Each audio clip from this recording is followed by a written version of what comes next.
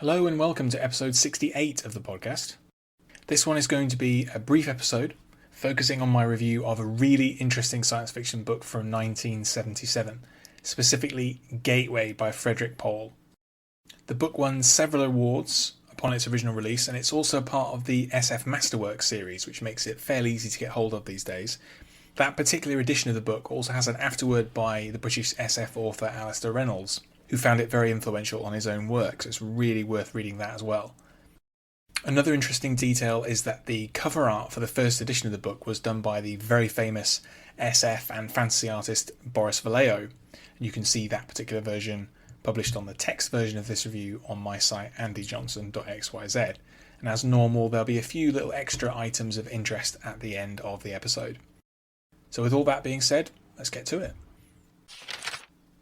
Frederik Pohl had an incredibly long career in science fiction.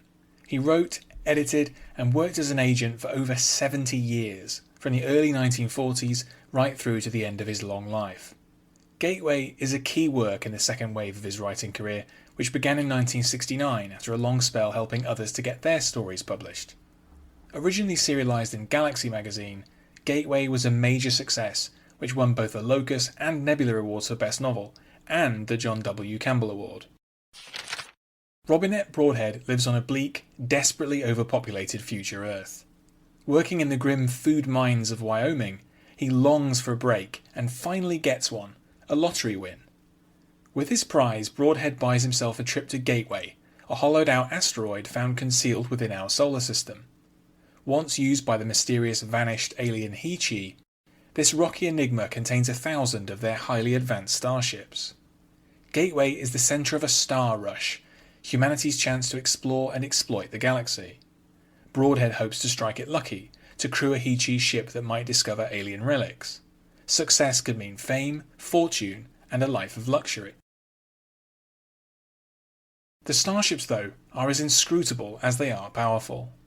Broadhead learns that the vessels are easy to pilot, but impossible to control.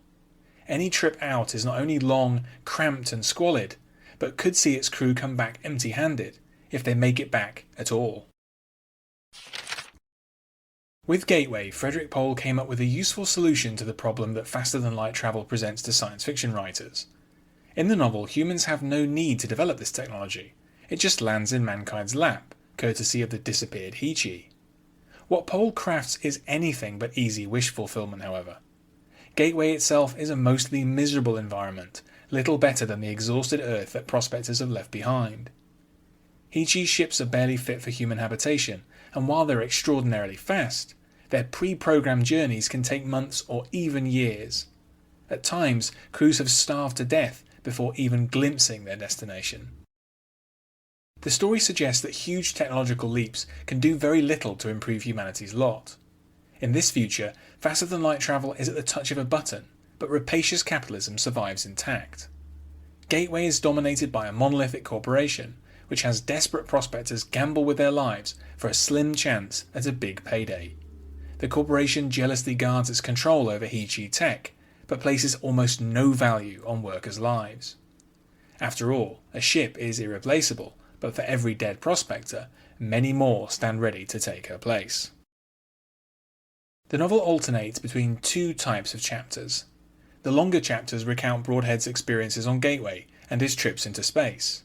The shorter ones are set on Earth years later, covering discussions between the protagonist and his artificially intelligent psychiatrist.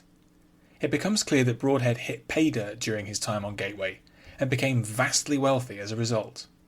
However, he is racked with guilt and neuroses about his relationships with others, particularly the women he met on the asteroid. Pohl suggests that wealth and luxury cannot make a person truly happy, and this too reflects the left-wing politics for which the author was well known. Gateway also includes an unusual emphasis on sexual relationships for an SF novel. This material is hardly intended to arouse. Instead, it's a reflection of the trying conditions the characters endure, and their sadly flawed attempts at happiness. Throughout the book, Pohl includes numerous documents: journal entries, mission reports, classifieds, fragments of machine code, advertisements, and academic conjecture about the He-Chi. In all, these make up something like 15% of the novel, and work beautifully to flesh out its world. The mission reports are particularly effective.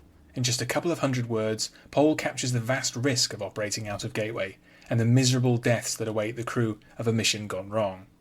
It's no wonder Broadhead finds himself paralysed by fearful trepidation. The idea of a world so driven by cruel exploitation and uncertainty is enough to send anyone running to a robot shrink.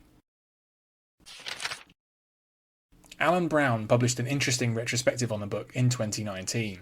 He describes it accurately as not a novel for those who insist on predictability, likeable characters, or happy endings. Another worthwhile review can be found on the website of James Nichol. Pohl later wrote a number of sequels, beginning with Beyond the Blue Event Horizon, published in 1980. None of them are as well regarded, however. Lastly, the Encyclopedia of Science Fiction has a good profile of Pohl, covering the various activities of his long career in SF. Thanks for listening to this episode.